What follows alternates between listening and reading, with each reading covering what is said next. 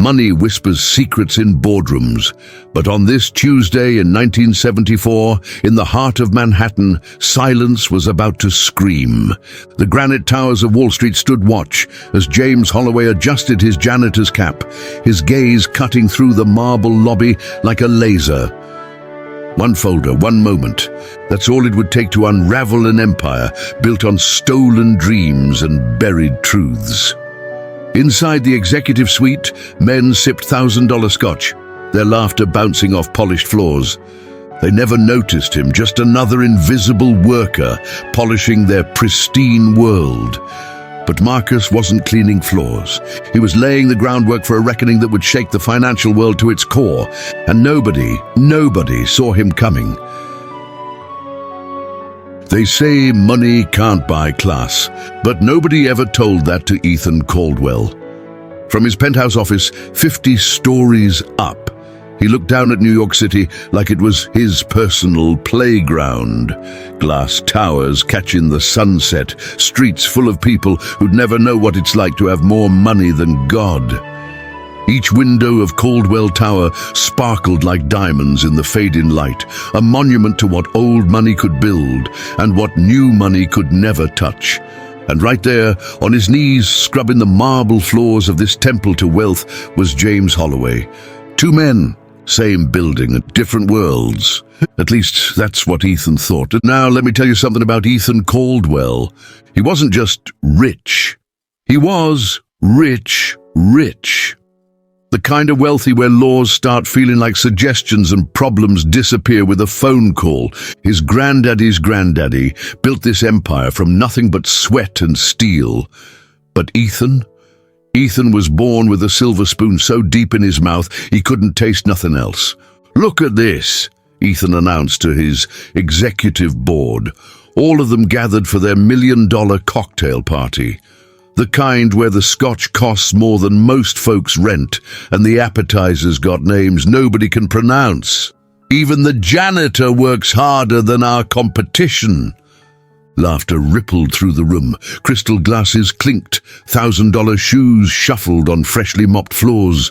The sound echoed off marble walls like a choir of privilege, each note singing about power they thought would last forever.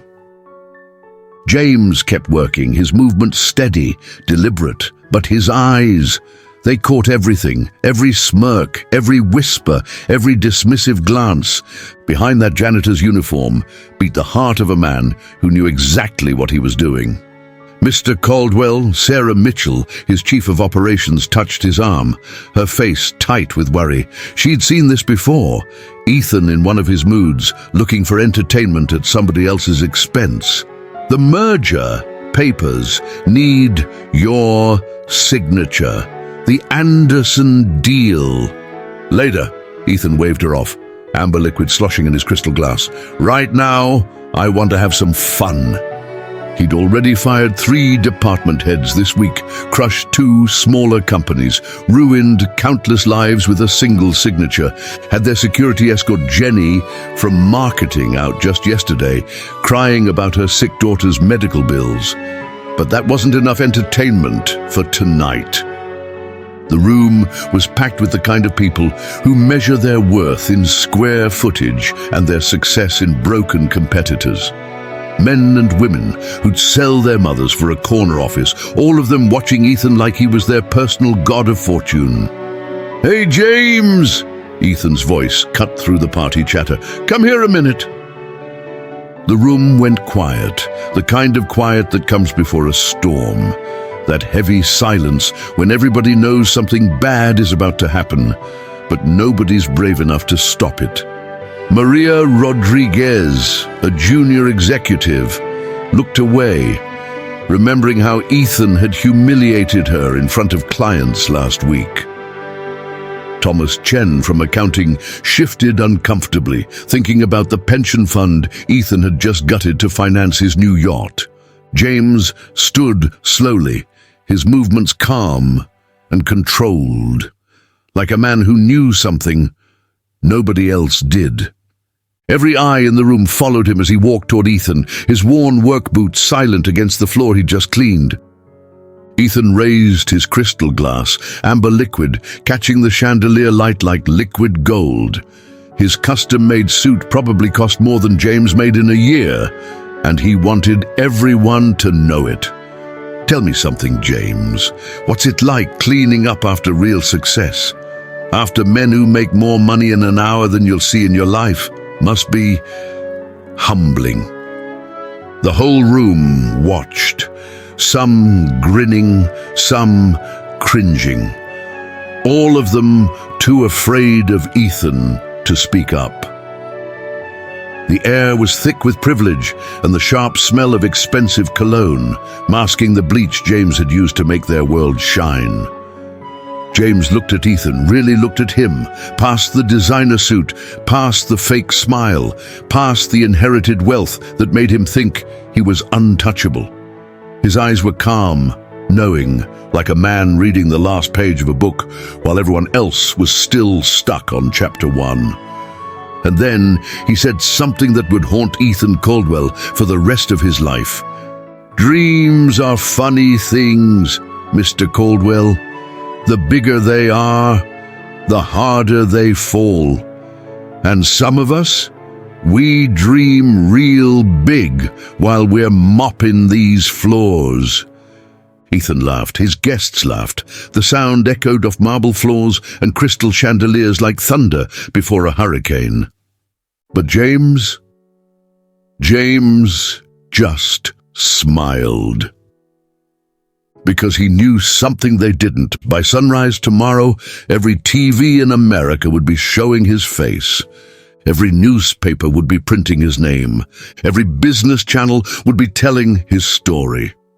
The story of how a janitor brought down an empire. The story of how pride comes before the biggest falls. The story of how sometimes the man with the mop knows more than the man with the money. And Ethan Caldwell, he had no idea he was already finished. No idea that his last night of power was slipping away like sand through an hourglass. No idea at all. See, that's the thing about power. Real power ain't about how much money you got in the bank. It ain't about your name on the building. It ain't even about who's laughing at your jokes. Real power, it's about who's watching, who's learning, who's waiting. And James had been watching for a very long time, long enough to know exactly how to take everything Ethan had, long enough to understand every weakness in his golden throne, long enough to know that sometimes the best revenge is served with a mop and a smile. The night stretched on, full of fake laughs and real schemes. But up above, them stars were already aligning for a change nobody saw coming. Nobody except James. Money changes a man, but power reveals him. And on this night in the gleaming heart of Caldwell Tower, both were about to show their true colors. Ethan Caldwell stood at the center of his kingdom, a $50 million penthouse ballroom, where even the air felt expensive. Crystal chandeliers worth more than most homes cast golden light over marble floors that had never known a working man's boots. Except for James's. The party was in full swing now, politicians rubbing shoulders with CEOs, bankers laughing with judges, the kind of gathering where deals get made, lives get ruined, and nobody bats an eye. Where champagne flowed like water and every handshake might cost somebody their job come morning. Senators bragged about bills they'd killed. CEOs boasted about unions they'd crushed. And through it all, Ethan moved like a king among his subjects, basking in their desperate need to please him. Sarah Mitchell, Ethan's chief of operations, moved through the crowd like a ghost. Her tablet clutched to her chest, numbers scrolling that would make most folks' heads spin. Another company being gutted, another family losing everything, just another Tuesday at Caldwell Enterprises. "Mr. Caldwell," she tried again, "the Anderson deal—" "I said later," Ethan snapped, not even looking at her. His eyes were fixed on something else, someone else. James Holloway. There he was, quiet as always, mop moving in steady strokes across that marble floor. But something about him tonight, something about the way he carried himself. Maybe it was the calm in his movements, like all this wealth meant nothing to him. Maybe it was how he didn't shrink away when the rich folks passed, like most cleaning staff did. Or maybe, just maybe, some part of Ethan's lizard brain sensed the predator hiding in plain sight. The whiskey in Ethan's glass, $12,000 a bottle, caught the light as he turned to his crowd of admirers. "You know what I love about this building?" They leaned in, hungry for his attention, like dogs begging for scraps. How even the help knows their place. Laughter rippled through his audience. The fake kind, the expensive kind, the kind that cost more than most folks make in a month.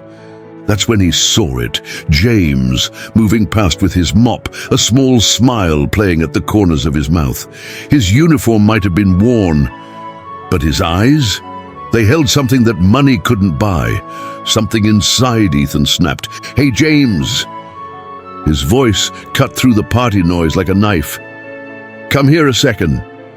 The laughing didn't die all at once. It faded, slow-like, row by row, voice by voice, till the whole room felt tight as a church before a funeral. Even the violin players got real still, bows hovering mid-stroke. That kind of hush that meant something was coming, something folks would talk about for years. James didn't rush, didn't bow his head, none, neither. He just set that mop down real careful, like a man laying the last stone on a grave. Then he turned and walked over, not slow, not fast, just steady. And somehow that steadiness made Ethan's grip tighten round his whiskey glass. "James," Ethan drawled, drawing out the one syllable, like he was taste testing a fine bourbon. "I was just wondering, what's it like, scrubbing floors for men who run the world? Must be real humbling, huh?" Scattered chuckles. A few mean-spirited grins. Maria from marketing took a slow sip of her drink, pretending she wasn't remembering last week when Ethan cut her down in front of the whole boardroom. Thomas from accounting shifted, stomach tight, thinking about the pension fund Ethan gutted to pay for his yacht. Jenny from HR pressed her lips together, wondering if her sister would still be alive if Ethan hadn't slashed their health care. James didn't blink, didn't fidget, just looked at Ethan real slow, not with anger, not with fear, with something worse. Understanding, like he already knew how this ended, like he'd already seen this story play out 100 times, long before Ethan ever stepped into the first chapter. And then, real easy, James smiled, not wide, not loud, just enough to let the moment stretch, just enough to make Ethan feel like he'd walked clean into a trap he couldn't see. "Funny thing about power, Mr. Caldwell," James said, voice smooth as river water. "It don't sit still, shifts when you least expect it. And them folks standing at the top?" He tilted his head just a little, like he was talking about the weather. "They never do see the ground coming." A hush settled so thick you could have caught it in your hands. For just a second, a blink and you'd miss it moment, something flickered in Ethan's eyes. Not fear, not yet, but the kind of feeling a man gets when a storm rolls in faster than expected. But pride is a powerful drug. And Ethan was high as a kite. He threw his head back and laughed, the sound bouncing off the marble, off the crystal, off the gold fixtures. "Well now, ain't this something?" Ethan slapped his knee, like James had just told the best joke he'd ever heard. "A philosopher janitor. Maybe you ought to put down that mop and write a book. Call it Wisdom from the Mop Bucket." More laughter. Louder now. Meaner. James didn't flinch, didn't fuss, just nodded once, real slow, real certain, then turned back to his mop. But something had changed. The air felt heavier, the room smaller. The party rolled on, glasses clinking, deals being struck, fortunes being made. Ethan grinned, basking in his moment of triumph, never realizing the moment had already passed, never knowing that by sunrise his whole world would be upside down. Because while Ethan was playing king for a night, James was playing a much longer game. Every insult, every laugh, every dismissive glance, they were all just fuel for what was coming. And morning was coming faster than anyone knew. By sunrise, every TV in America would know James Holloway's name. By noon, Ethan's empire would be dust. By sunset, the man with the mop would own it all. But for now, James just kept mopping and kept smiling and kept waiting. Because the best revenge, it's the kind they never see coming. They say money never sleeps, but Ethan Caldwell, he slept like a baby that night, wrapped in Egyptian cotton sheets that cost more than a teacher's monthly salary. His penthouse quiet, except for the soft hum of money. Central air whistling through gold-plated vents, ice makers filling crystal glasses nobody would use, security systems protecting things that didn't matter. In his dreams he was still king, still untouchable, still laughing at the janitor who dared to speak back. But morning had other plans. The sun rose over Manhattan like it always did, painting glass towers in shades of gold and promise. Through floor-to-ceiling windows worth millions, light spilled across Ethan's bedroom like nature's spotlight, about to illuminate the greatest fall from Grace Wall Street had ever seen. 7:42 a.m.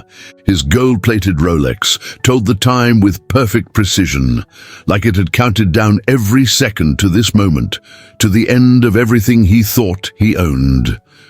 Ethan's morning routine played out like a symphony of privilege.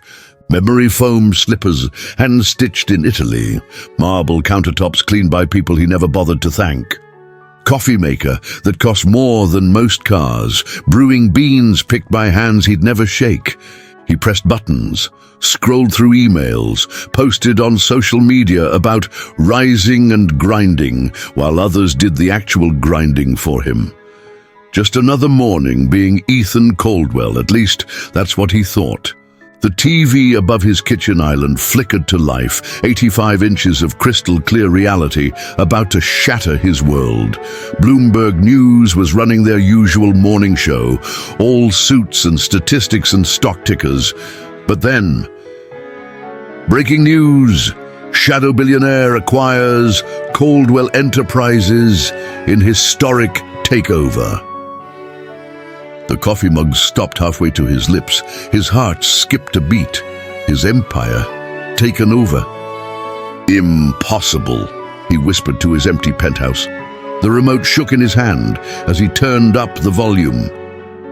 The anchor's voice cut through his denial like a knife through butter.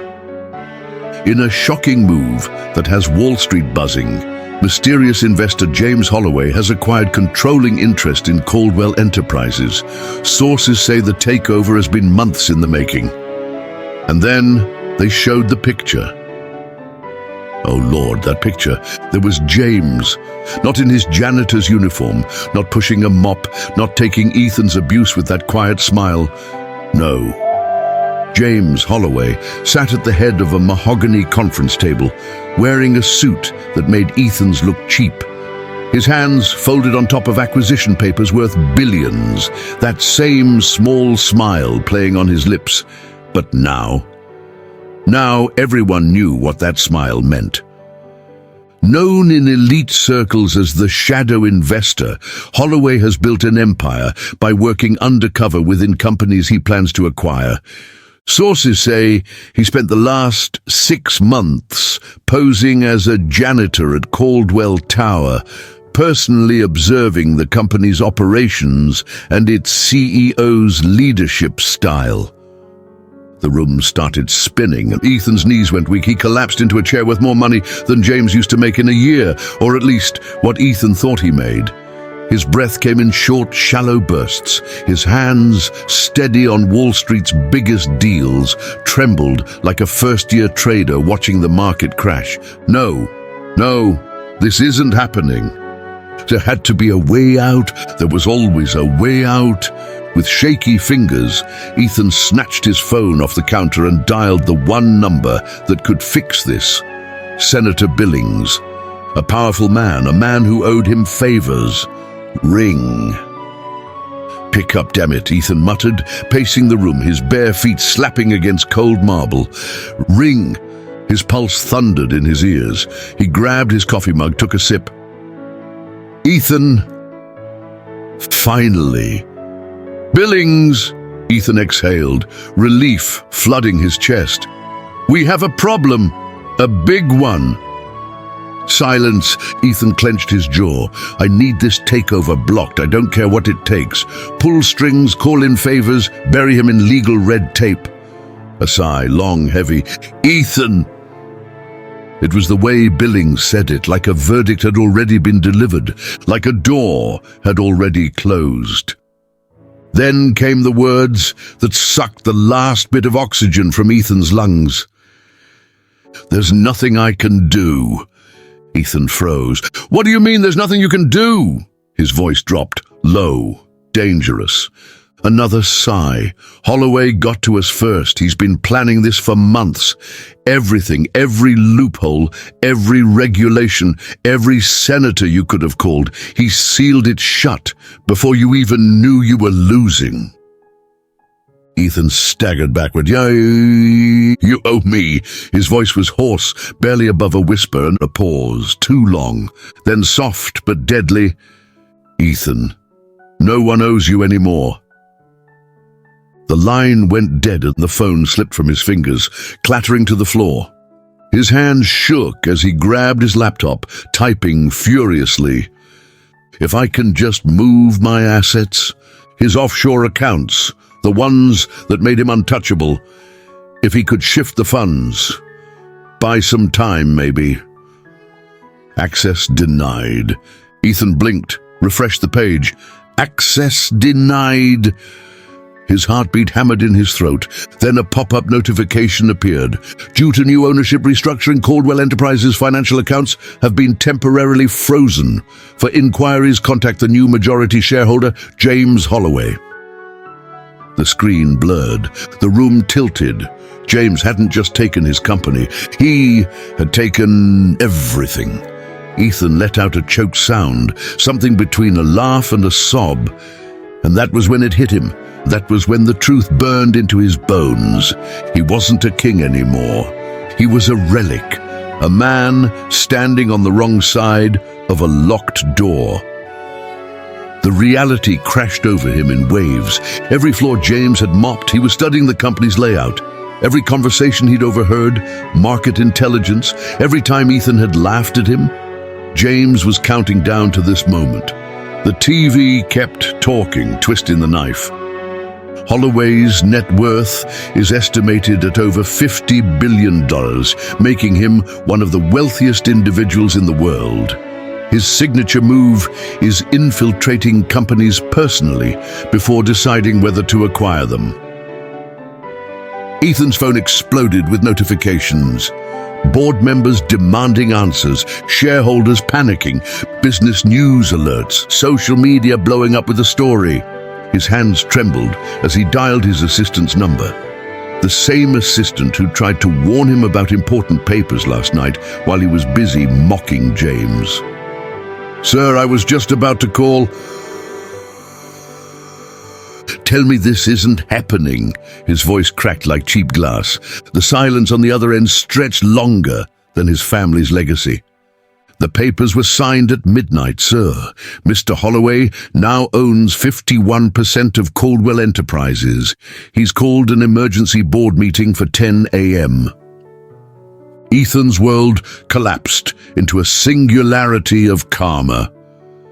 Outside his window, the city kept moving. Traffic flowed. People walked to work. Life went on. But in his $50 million penthouse, Ethan Caldwell, heir to a fortune, master of the universe, man who laughed at janitors, was learning the hardest lesson of all. Pride comes before the fall, and he was still falling.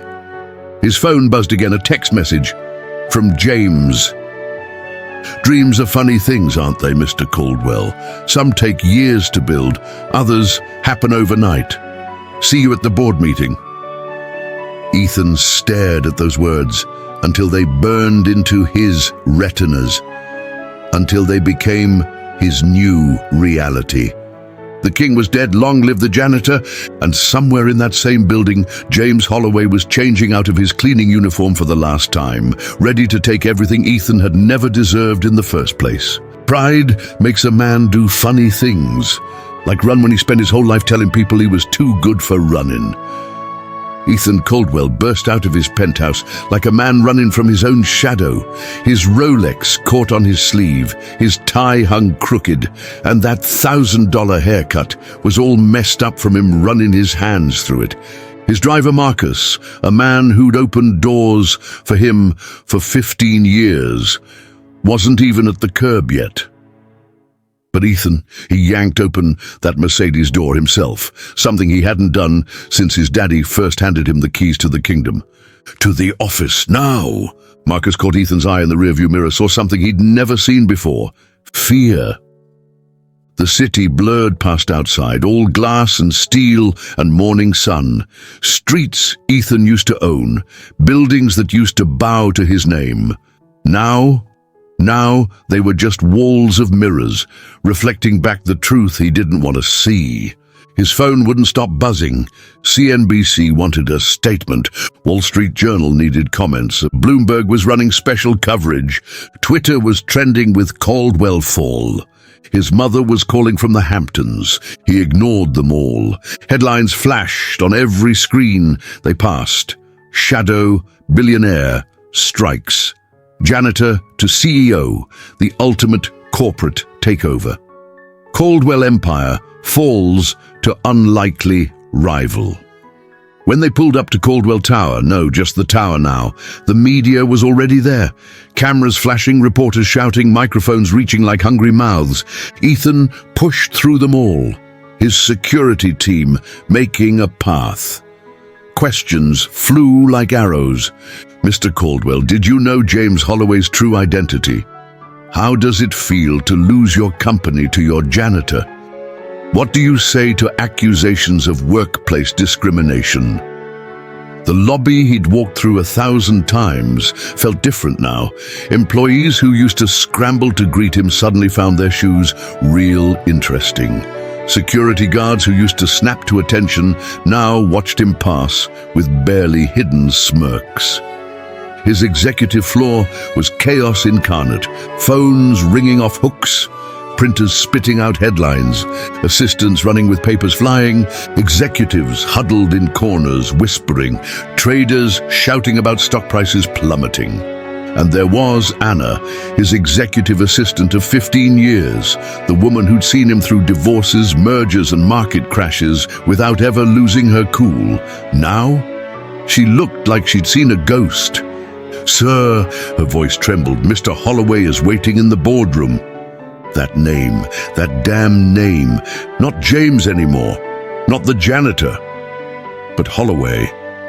Like nobility, like royalty, like the king he truly was.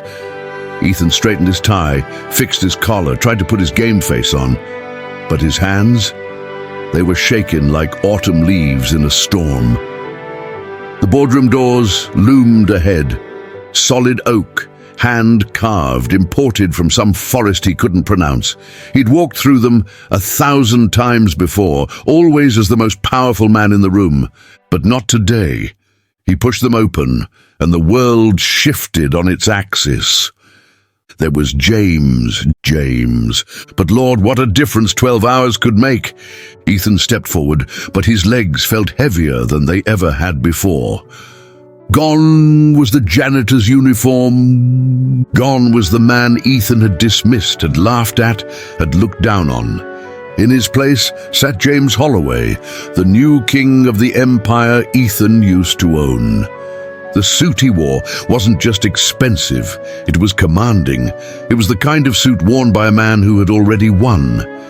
James sat there, his hands folded, his expression unreadable, but his presence larger than life.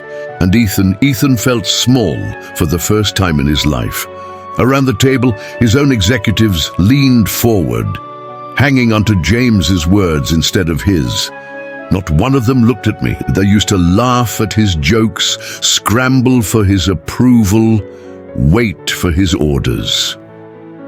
Now, they were waiting for James. Ethan swallowed, forcing a smirk to cover the panic rising in his chest. "All right, Holloway," he said, throwing his suit jacket over the chair like he still ran the room. "Let's cut the theatrics. Name your price." James raised an eyebrow. "There is no price." Ethan let out a sharp laugh, a hollow sound in a room that no longer belonged to him. "Everyone has a price." James leaned forward slightly, voice low, steady, unshaken. "Do I look like everyone?" Silence. A thick, heavy kind of silence that wrapped around Ethan's throat. James took his time, let the tension stretch. Then casually he pulled out a folder, thick, heavy, bound in leather. He slid it across the table. Ethan hesitated. He had never been afraid to open a file before. But something about this one made his fingers stiffen. James tapped the cover once. "Go on." Ethan flipped it open and his heart stopped. Inside was everything, as every unethical deal, every pension fund he gutted, every corner he cut, every backdoor contract he signed, everything. His entire legacy reduced to evidence. His stomach turned to ice. James leaned back, watching Ethan's face carefully, drinking in the realization. "See, Ethan," James said, his voice almost casual, "while you were busy running this company into the ground, I was watching, learning, waiting." Ethan swallowed hard. His hands gripped the table, fingertips digging into the wood. This is private," he muttered. "You can't just—" James laughed softly. It was a rich, deep sound, the kind that didn't need to be loud to be powerful. "You don't get it yet, do you?" James said, shaking his head. "This is what happens when a man forgets to respect the people around him." James nodded toward the corner of the room. Ethan followed his gaze. And there stood Sarah from operations. The same Sarah who had worked late nights, the same Sarah he ignored at the party last night. James gestured toward her. "Sarah here. She's been feeding me reports for months, showing me every reckless decision you made, every warning you ignored, every worker you crushed." Ethan's face drained of color. He turned to the board members, searching for an ally, someone, anyone, but nobody would meet his eyes. One by one, they looked away. And that was when he truly understood. He had already lost. James stood now, his presence expanding to fill the room. "This isn't a hostile takeover, Ethan," he said, smoothing his cufflinks. "This is justice. This is karma." James walked slowly toward him, stopping just beside his chair. His voice dropped to a near whisper. "This is what happens when a man spends his whole life thinking he's untouchable."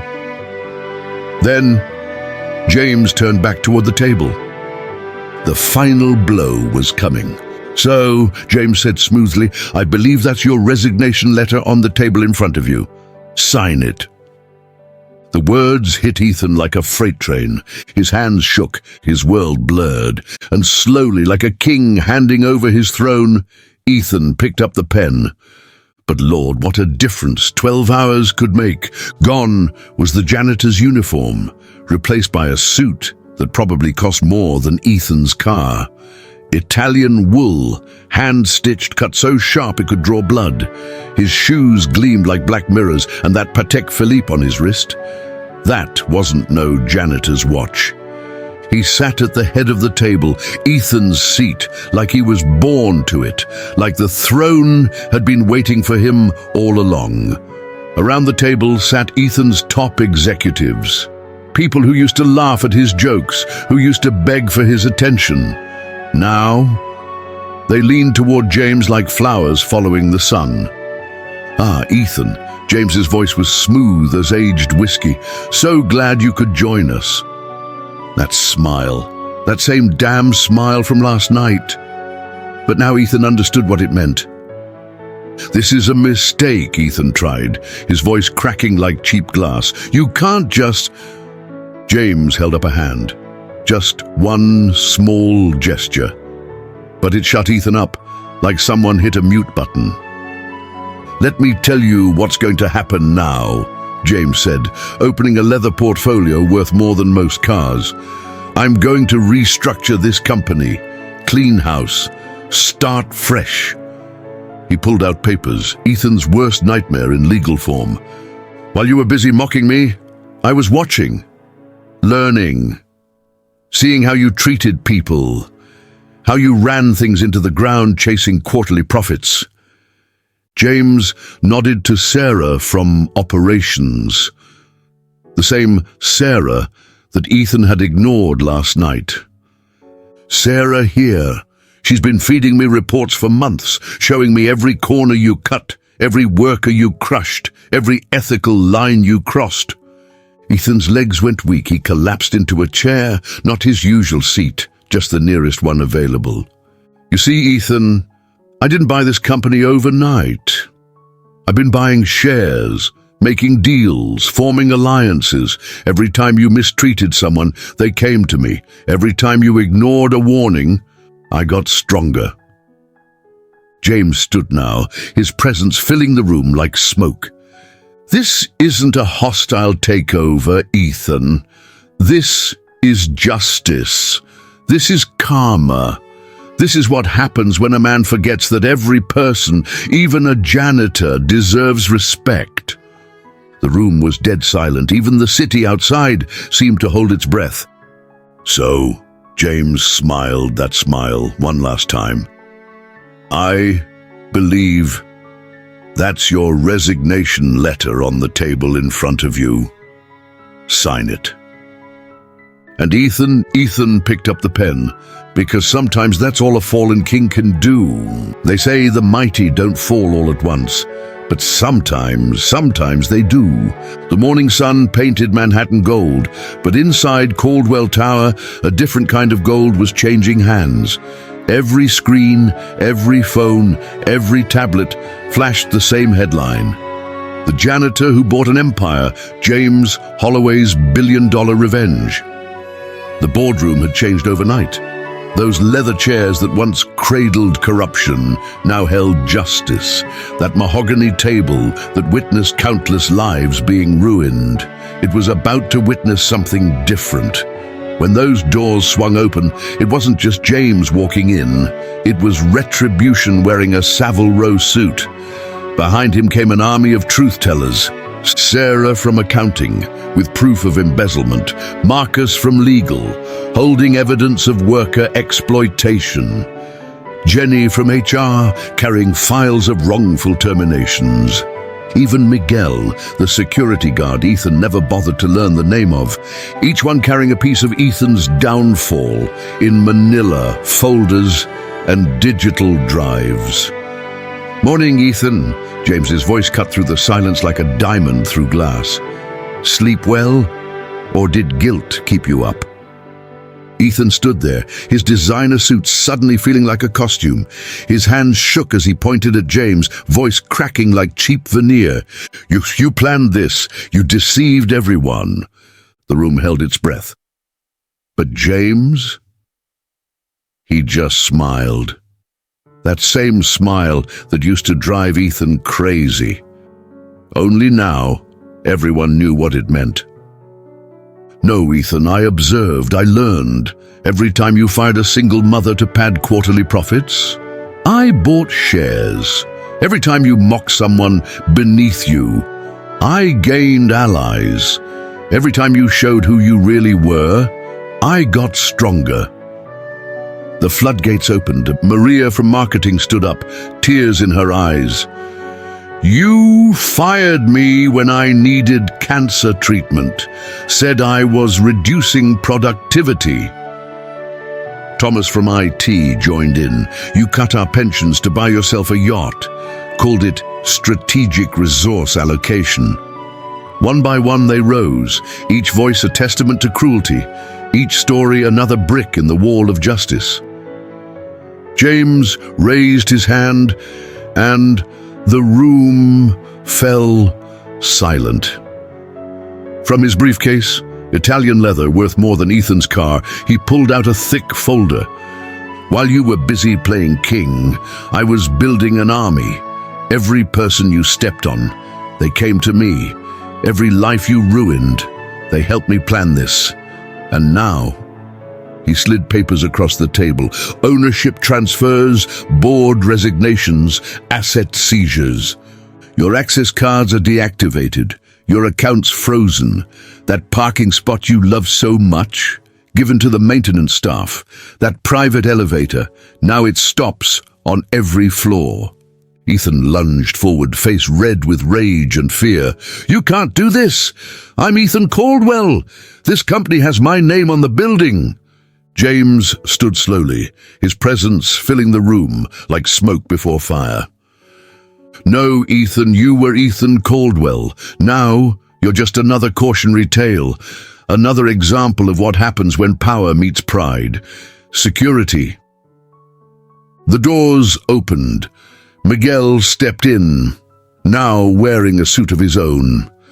Please escort Mr. Caldwell out and make sure he returns his key card. Security moved toward him, but Ethan didn't budge. His hands curled into fists. His breath came in ragged gasps. This wasn't happening. This couldn't be happening. He was Ethan Caldwell.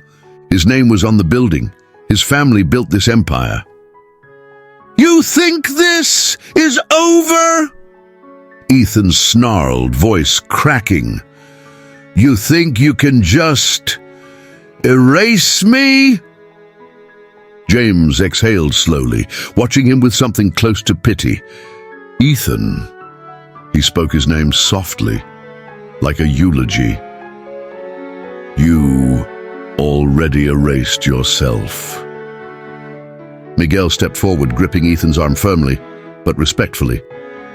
Sir, let's not make this harder than it needs to be.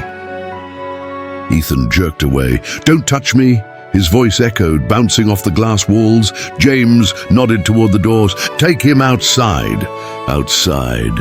Ethan stiffened because he knew what that meant.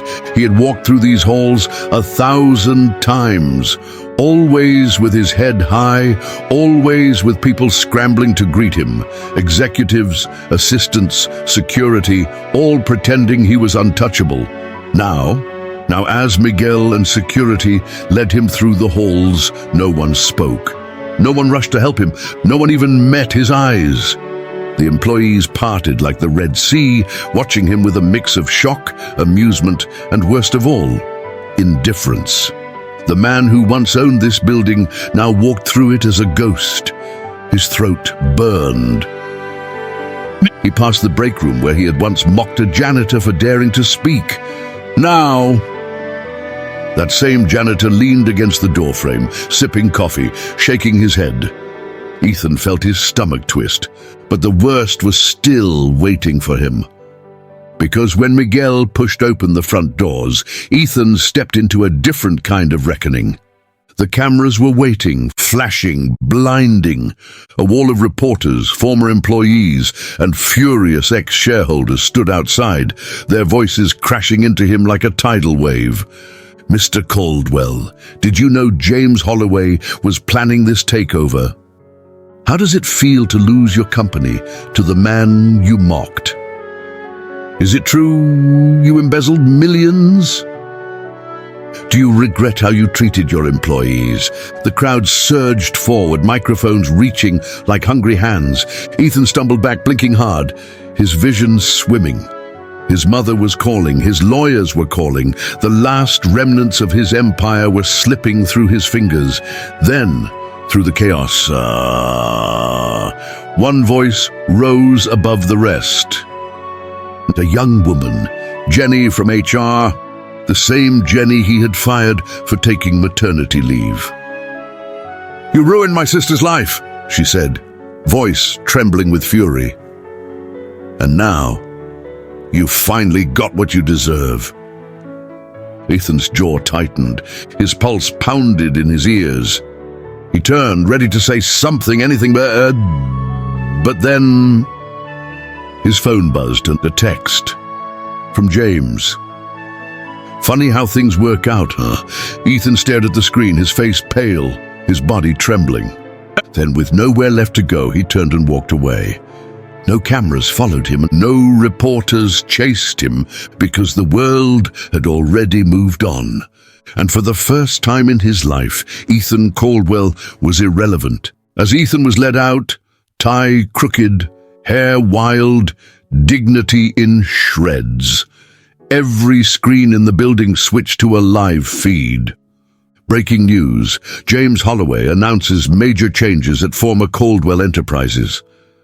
James turned to his new family, because that's what they were now. Not employees, family.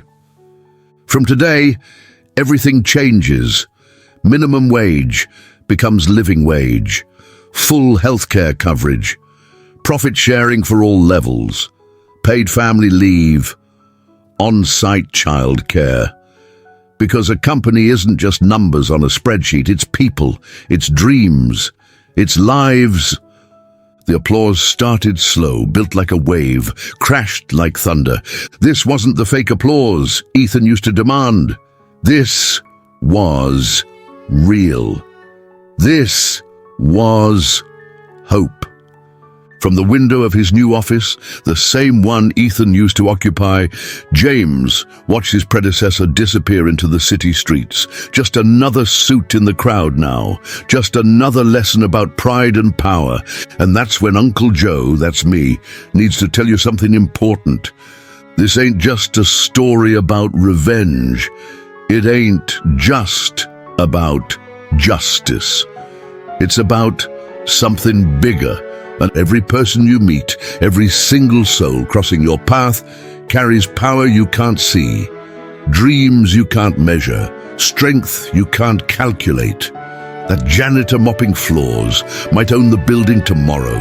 That secretary taking notes could be signing your paycheck next week. That security guard you ignore might be closing doors in your face soon. So remember this, respect ain't optional, kindness ain't weakness, pride comes before the fall. And Karma, she don't need no elevator, she takes the stairs, just like James did, and one floor at a time, one day at a time, one dream at a time. Until finally, she reaches the top, and when she does, the whole world learns to look different at the person holding the mop. Until next time.